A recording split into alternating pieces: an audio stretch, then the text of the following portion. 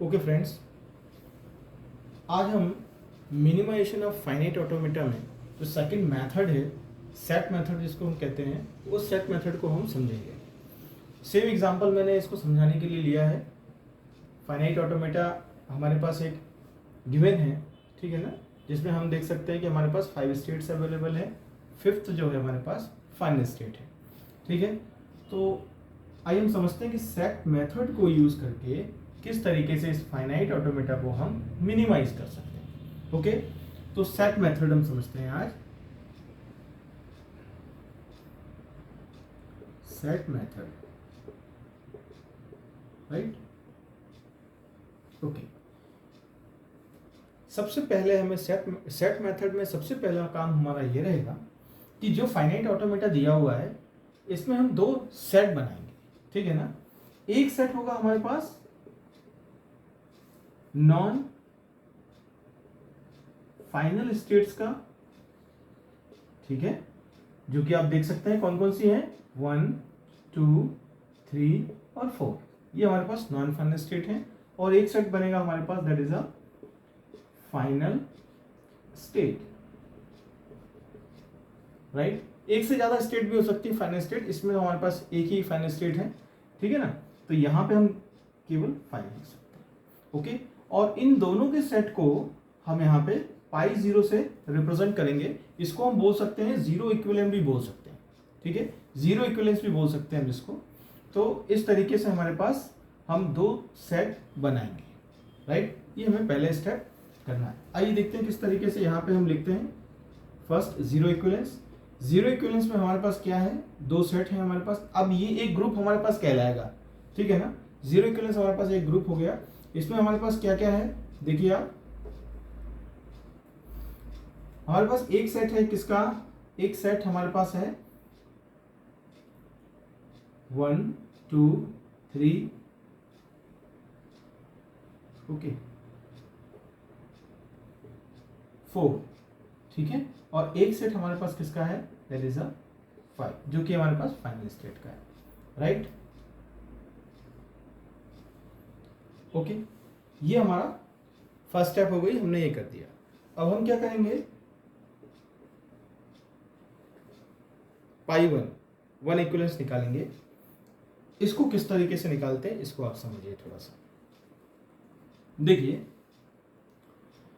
ये जो non final states है इसमें से हम कोई एक स्टेट सबसे पहले हम लेते हैं, ठीक है। अब देखिए, जब भी हम 1 इक्विवेलेंस निकालेंगे तो जीरो इक्विवेलेंस में जो हमारे पास ग्रुप है या जो भी सेट अवेलेबल है उसको यूज करके हम 1 इक्विवेलेंस निकालेंगे। किस तरीके से यूज करेंगे, हमने यहाँ पे 1 एक स्टेट ले ली, ये देखिए आपने 1 ले ली स्टेट, ठीक है। अब ये 1 स्टेट है हमारे पास, फर्स्ट स्टेट, इसको हम 2 से कंपेयर करेंगे, ठीक है ना। अब कंपेयर कहाँ से करेंगे, तो सबसे पहले आपको करना क्या होगा, देखिए आप इसका सबसे पहले ट्रांजिशन टेबल आप फाइंड आउट करेंगे, ठीक है। ट्रांजिशन टेबल कैसे निकालेंगे, 1, 2, 3, 4, लास्ट इज 5, ठीक है। हमारे पास इनपुट स्टेट्स क्या है, ए बी। आप देख सकते हैं फर्स्ट स्टेट को हमने ए दिया, ठीक है ना। सेकंड स्टेट में हम गए, फर्स्ट स्टेट को हमने बी इनपुट स्ट्रिंग देंगे, थर्ड स्टेट में मूव करेंगे। सेकंड स्टेट में है हम ए दिया, थर्ड स्टेट में मूव करेंगे। बी दिया हमने, सेकंड स्टेट को बी दिया हमने, फिफ्थ स्टेट में करेंगे। थर्ड स्टेट में है, इसको हमने ए दिया, फोर्थ स्टेट में करेंगे। थर्ड स्टेट में है, बी दिया हमने, थर्ड स्टेट में ही रहेंगे। फोर्थ स्टेट में है हम, फोर्थ स्टेट में हमने ए दिया तो हम थर्ड स्टेट में आ रहे हैं। फोर्थ में बी दिया हमने तो हम फिफ्थ स्टेट में जा रहे हैं। और फिफ्थ स्टेट में है हम तो ए अगर हम इनपुट देंगे तो सेकेंड स्टेट में, और फिफ्थ में बी देंगे तो फिफ्थ में ही रहेंगे, ठीक है। ये ट्रांजिशन टेबल है, ट्रांजिशन टेबल को हम यहाँ यूज करेंगे। अभी मैं इसको हटा देता हूँ, ठीक है ना। ये मैंने समझाने के लिए आप लोग को लिखा था कि किस तरीके से हम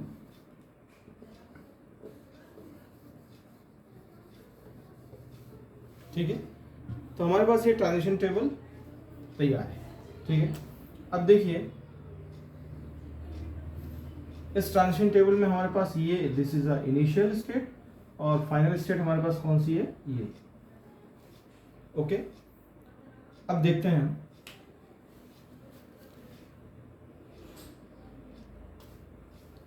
1 और 2, ठीक है ना। तो आइए हम ट्रांजिशन टेबल में आते हैं और 1 को देखते हैं हम। सबसे पहले 1 स्टेट फर्स्ट स्टेट और 2 स्टेट सेकंड स्टेट, दोनों को हम क्या कर रहे हैं, चेक कर रहे हैं। फर्स्ट स्टेट में जब हमने ए इनपुट स्ट्रिंग दिया, हम किस स्टेट में पहुंचेंगे, मूव करेंगे सेकंड में। सेकंड में जब हमने ए दिया तो हम थर्ड में मूव करेंगे।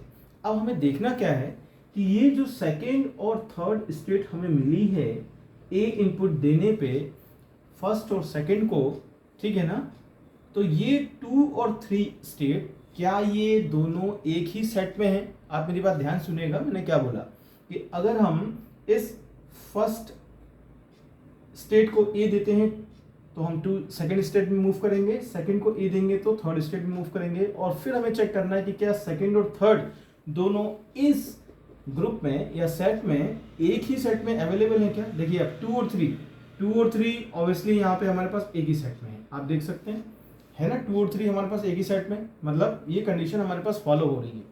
ठीक है, अब आइए बी देखते हैं। बी में हमने जब फर्स्ट को हमने बी दिया तो हम थर्ड स्टेट में जाएंगे, सेकंड को बी दिया तो हम फिफ्थ स्टेट में जाएंगे। क्या थर्ड और फिफ्थ भी हमारे पास सेम सेट में अवेलेबल है। अब देखिए थर्ड तो है लेकिन फिफ्थ नहीं है, इसका मतलब ये कंडीशन तो हमारे पास सेटिस्फाई नहीं हो रही है। इसका मतलब है कि जो 2 है वो 1 के साथ तो बिल्कुल नहीं आ सकता, ठीक है ना। तो हम इसके लिए क्या करते हैं, एक नया सेट बनाते हैं यहाँ पे नीचे, और हमने ये 2 लिख दिया, ठीक है। ओके, अब हमें क्या करना है, इसी तरीके से नेक्स्ट जो स्टेट है उसको चेक करेंगे हम। इसी फर्स्ट एंड 3 को चेक करते हैं, फर्स्ट और 3 को, ठीक है। इसी ट्रांजिशन टेबल में देखते हैं हम क्या ये कंडीशन को फॉलो करती है, ठीक है। बहुत ही इजी मेथड है और बहुत ही इजीली समझ में आएगा अपन को। तो आइए देखते हैं फर्स्ट और 3, मतलब हमने अब क्या लिया है, एक तो ये फर्स्ट लिया है और दूसरा 3 लिया है, थर्ड स्टेट। फर्स्ट और थर्ड, फर्स्ट को जब हम ए देंगे सेकंड स्टेट में हम मूव करेंगे, थर्ड को जब हम ए देंगे फोर्थ स्टेट में मूव करेंगे। क्या सेकंड और फोर्थ यहाँ पे सेट में एक ही सेट में अवेलेबल है क्या, सेकंड और फोर्थ। सेकंड ऑब्वियसली देखिए सेकंड और फोर्थ हाँ है, कंडीशन फॉलो, मतलब ये कंडीशन हमारे पास फॉलो कर रही है, ठीक है। नेक्स्ट फर्स्ट को बी देंगे, फर्स्ट स्टेट को हम जब बी इनपुट देंगे थर्ड स्टेट में मूव करेंगे, थर्ड को बी देंगे तो हम थर्ड स्टेट में। 3 और 3 ये दोनों हमारे पास सेम स्टेट है, ठीक है। ये दोनों हमारे पास क्या है, सेम स्टेट है, इसलिए हम इन दोनों को इनको हम मतलब थर्ड वाले को हम क्या कर सकते हैं, ये भी कंडीशन फॉलो कर रहा है हमारे पास, तो इसको हम इस 1 के साथ लिख सकते हैं, मतलब हम यहाँ पे थर्ड लिख सकते हैं, ठीक है। ओके, अब देखिए बात करते हैं हम फोर्थ। फर्स्ट को हम फोर्थ से कंपेयर करते हैं, ठीक है, इस तरीके से। ओके, फर्स्ट को फोर्थ से कंपेयर करेंगे, तो आइए देखते हैं हम फर्स्ट को फोर्थ से कंपेयर करते हैं, फिर ट्रांजिशन टेबल की ओर चलते हैं और देखते हैं क्या कंडीशन हमारे पास बनती है, ठीक है। फर्स्ट और फोर्थ, ओके, फर्स्ट और फोर्थ, फर्स्ट को ए देंगे सेकंड स्टेट में है, फोर्थ को ए देंगे थर्ड स्टेट में है। क्या सेकंड और थर्ड सेम सेट में है, सेकंड और थर्ड सेम सेट में है, कंडीशन फॉलो हो रही है, ठीक है। फर्स्ट को बी इनपुट दे रहे हैं थर्ड में, फोर्थ को बी दे रहे हैं फिफ्थ में, तो क्या थर्ड और फिफ्थ हमारे पास सेम स्टेट में है, सेम सेट में है, थर्ड और फिफ्थ बिल्कुल नहीं है, कंडीशन सेटिस्फाई नहीं करी। इसका मतलब है इस 4 को तो हम इसके साथ नहीं रख सकते, तो हम कहाँ रखेंगे, अभी हम नीचे वाले सेट में रख देते हैं। फर्दर हम चेक करेंगे कि 2 के साथ भी 4 हो सकता है या नहीं, लेकिन अभी हमने यहाँ लिख दिया है, ठीक है। तो हम अब तो हमारे पास कोई सेट में एलिमेंट नहीं बचे चेक करने के लिए, हम इसको क्लोज कर देंगे दोनों को। 5 हमारे पास सिंगल एलिमेंट है, सिंगल स्टेट है, इसलिए हम इसको एज इट इज लिख लेंगे, क्योंकि हम कंपेयर करने के लिए हमारे पास कुछ नहीं है, तो सिंगल स्टेट है हमारे पास, ठीक है। तो आप देख सकते हैं कि फर्स्ट इक्विवेलेंस में हमारे पास क्या ग्रुप मिला है, एक नया ग्रुप मिला है जिसमें कि हमारे पास ये स्टेट्स हैं, ठीक है। आइए अब हम क्या करते हैं, इक्विवेलेंस 2 निकालते हैं। ठीक है, देखिए इक्विवेलेंस 2 में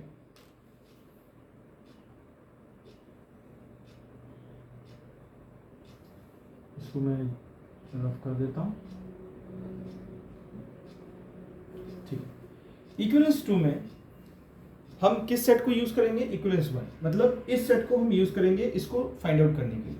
तो देखिए हमारे पास यहाँ पे सबसे पहले देखिए 1 और 3, ये तो हम पहले ही टैली कर चुके हैं कि 1 और 3 हमारे पास क्या है, सेम सेट में है। हम चेक कर चुके हैं इस चीज को, 1 के साथ 3 हो सकता है, इसका मतलब हमारे पास 1 और 3। ठीक है, आप चाहें तो चेक भी कर सकते हैं 1 और 3 के लिए फिर से कि भाई 1 और 3 हमारे पास सेम सेट में है कि नहीं, ये हम देख चुके हैं ऑलरेडी। आप ये देखिए 1 और 3, ठीक है, 1 को ए दिया 2, 3 को ए दिया हमारे पास 4, क्या 2 और 4 सेम सेट में है, 2 और 4 सेम सेट में ऑब्वियसली है, इसलिए हम लिख सकते हैं इसको। अब देखिए यहाँ देखते हैं बी भी चेक कर लेते हैं हम, बी हमने चेक नहीं किया। 1 को बी इनपुट देंगे 3 को बी देंगे 3 एक ही सेम एलिमेंट है। एक्चुअली क्या, जब सेम एलिमेंट सेम सेट हमें मिलते हैं जैसे इस तरीके से, तो फिर हमें चेक करने की जरूरत ही नहीं है। जब डिफरेंट सेट होते हैं तब हमें देखना पड़ता है, डिफरेंट स्टेट्स होती है तब हमें देखना पड़ता है कि भाई सेम सेट में है कि नहीं है। सेम स्टेट है तो फिर हमें चेक करने की इसको जरूरत है ही नहीं। ठीक है, ये चीज हो गया हमारे पास। तो इस तरीके से हम इसको 1 3 को एक साथ लिख सकते हैं, ये हमने देख लिया। अब देखिए 2 और 4 की बात करें, अगर हम 2 और 4 की, क्या इन दोनों को एक साथ लिख सकते हैं। मैंने पिछली बार अभी कहा था कि अभी मैं 4 को लिख देता हूं, फिर हम अगली बार चेक करेंगे। तो हम देख लेते हैं, यहाँ पे चेक कर लेते हैं क्या ये एक साथ रह सकते हैं क्या एक ही सेट में। आइए 2 और 4, मतलब मैं इस सेकंड और 4 की बात कर रहा हूँ। ठीक है, तो सेकंड को ए दिया, थर्ड स्टेट मूव करेंगे, फोर्थ को ए दिया, थर्ड में मूव करेंगे, सेम स्टेट्स हैं, कुछ कंपेयर हमें चेक करने की जरूरत ही नहीं है। ठीक है, और यहाँ पे 2 को बी इनपुट देंगे 5, और यहाँ पे हमने 4 को दिया तो 5, सेम सेट है, चेक करने की जरूरत नहीं। मतलब हम यहाँ पे 2 के साथ 4 को ले सकते हैं, 5 तो हमारे पास सेम ही है। ठीक है, अब देखिए आप देख सकते हैं कि इस इक्विवेलेंस जो हमने सेकंड इक्विवेलेंस निकाला उसमें भी हमारे पास सेम ही सेट आ रहा है जो कि इसमें। नेक्स्ट आप थर्ड निकालेंगे तो भी सेम सेट आएंगे आपके पास। इसका मतलब है कि यहाँ पे हमारे पास क्या हो चुका है, देखिए यहाँ पे हम लिख सकते हैं कि पाई जो 2 है, या मैं बोल सकता हूँ 1 = पाई 2, ये हमारे पास कंडीशन आ गई। इसी तरीके से एन टाइम निकालेंगे, अगर हमारे पास एन टाइम होता है यहाँ पे तो हमारे पास ये डेफिनेटली n+1। जब ऐसी कंडीशन हमारे पास आती है तो हम बोल सकते हैं कि हम यहाँ पे अपने जो इटरेशन है उसको हम रोक सकते हैं, यहीं पे स्टॉप कर सकते हैं, और हम ये सोचते हैं कि हमारे पास जो स्टेट्स हैं वो मिल चुकी हैं। ठीक है, अब देखिए जो स्टेट हमें मिली हैं, है ना, इन इक्विवेलेंस से हमें जो स्टेट्स मिली हैं उन स्टेट्स को हमें क्या करना है, मर्ज करना है, और एक फाइनाइट ऑटोमेटा हम बनाएंगे। जैसे कि हमने देखा यहाँ पे हमारे पास कौन कौन सी स्टेट हो गई, 1 और 3, एक स्टेट ये हो गई हमारे पास। ठीक है, तो हमने एक स्टेट ले लिया एक साथ। फिर हमारे पास 2 और 4 हो गई, 2 और 4 हमने ये एक साथ ले लिया हमने। ठीक है, और 5 स्टेट तो है ही, 5th वाली हमारे पास जो कि फाइनल स्टेट है, यहाँ भी हमारे पास फाइनल स्टेट रहेगी। यहाँ इनिशियल स्टेट क्या है हमारे पास, 1, हमने इसको इनिशियल स्टेट इंडिकेट कर दिया। अब देखिए अब हम देखते हैं इनपुट 1 को ए दिया सेकंड में, चलिए 1 को ए दिया सेकंड में, 1 को बी दिया थर्ड में, थर्ड कहाँ है हमारे पास, इसी में है, इसका मतलब सेल्फ लूप बनाएंगे बी। ठीक है, थर्ड की बात करें तो थर्ड में अगर हम ए इनपुट देंगे 4 में, थर्ड में ए दिया तो 4 में ऑलरेडी देखिए अब बना हुआ है ऑलरेडी हमारे पास, तो हमें फिर से बनाने की जरूरत नहीं है। थर्ड में बी दिया हमने, थर्ड में बी देंगे, सेल्फ लूप है, बी बना हुआ है ऑलरेडी, बनाने की जरूरत नहीं है। सेकंड की बात करें, सेकंड में ए दिया, थर्ड में आएंगे, सेकंड में ए दिया तो थर्ड में। ठीक है, और सेकंड में बी दिया हमने 5th में, सेकंड में बी दिया हमने 5th में, राइट। और सेकंड में हमने, सेकंड का हो गया फोर्थ में हमने ए दिया तो थर्ड में, फोर्थ में ए दिया थर्ड में, तो हमारे पास बना हुआ है ऑलरेडी। फोर्थ में बी दिया हमने तो 5th में, फोर्थ में बी दिया तो हमने 5th में मूव करेंगे। ठीक है, ये हो गया, फोर्थ का भी हो गया। 5th की बात करें, 5th का बी सेल्फ लूप है, यहाँ पे हम सेल्फ लूप देंगे। ए के लिए हमारे पास क्या है, सेकंड में पहुंच जाएंगे, हम मूव करेंगे। तो हम सेकंड के लिए हमारे पास देखिए फिफ्थ को हमने ए दिया, तो सेकंड स्टेट में ए के लिए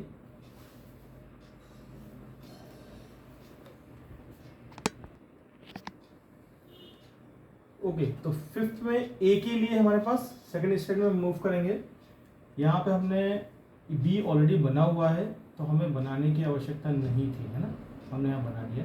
तो फिफ्थ के लिए हम सेकंड स्टेट में ए के लिए बनाएंगे, हम ए इनपुट स्टेट के लिए।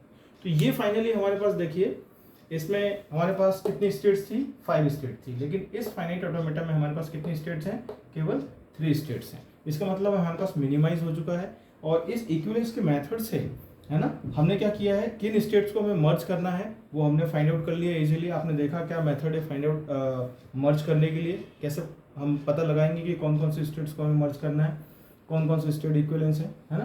तो इस तरीके से हमारे पास क्या बनेगा, एक फाइनाइट ऑटोमेटा बनेगा जिसमें कि हमारे पास स्टेट्स को हमने मिनिमाइज कर दिया है। और सारी इनपुट स्ट्रिंग आप देखेंगे एज इट इज है, सारे हमारे पास जो लिंक्स हैं वो भी एज इट इज हैं, ठीक है। इसका मतलब है कि जिस लैंग्वेज को ये फाइनाइट ऑटोमेटा एक्सेप्ट करेगा, उसी लैंग्वेज को हमारे पास ये फाइनाइट ऑटोमेटा भी एक्सेप्ट करेगा।